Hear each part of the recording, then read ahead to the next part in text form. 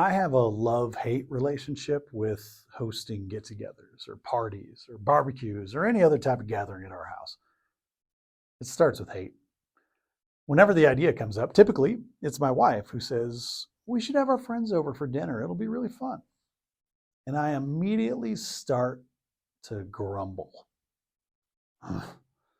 We'll have to clean the house. We're so busy. We'll have to clean the house. My wife is always right, by the way. And I don't mean that sarcastically.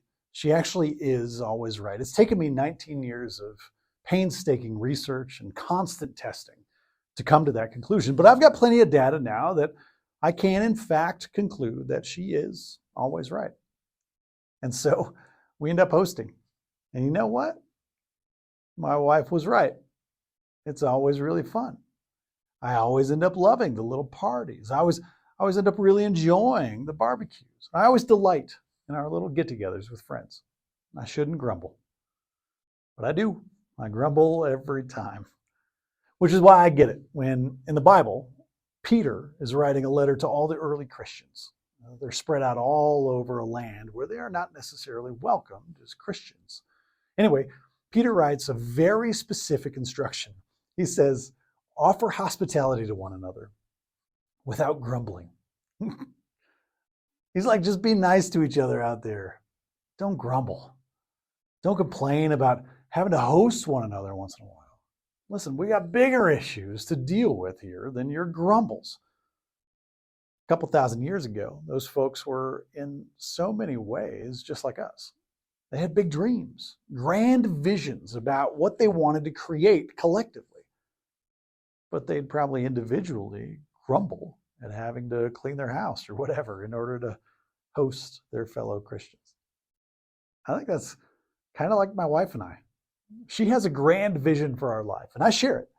A vision where our family is surrounded by loved ones and friends who we can depend on, who we trust, and who above all we love and who love us. But in order to create that vision, we have to be hospitable, even when our busy schedules don't allow it, or even when we have some minor inconvenient things that we have to do, like clean the house so that we can host people. We have to be hospitable without grumbling for our life to be full of the love-filled relationships we desire. If we want the big dream of our life to come true, we probably have to do some minor inconvenient things to make it a reality.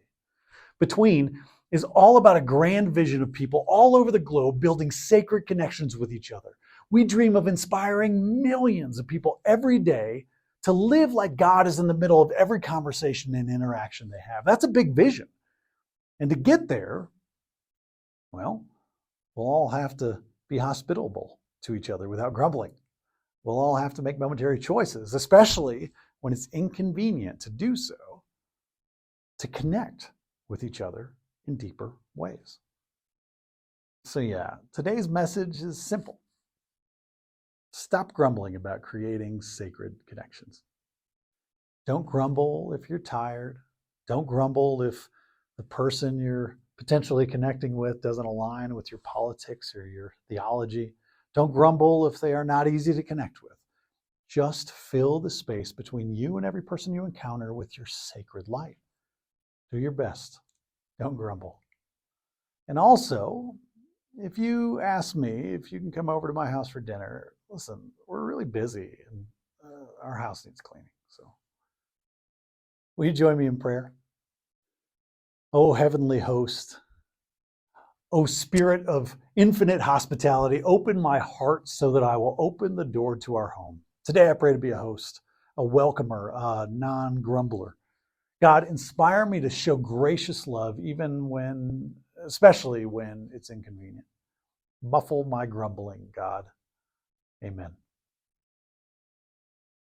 Take this message into your life this week. Find somebody who maybe it's a little inconvenient to connect with. Find somebody who maybe you would normally grumble about talking to them, or you would normally grumble about opening your door to them, and make the slightly inconvenient choice to reach out and connect and care and maybe love. My favorite church is the space between people. Now go with God's love and create the church between.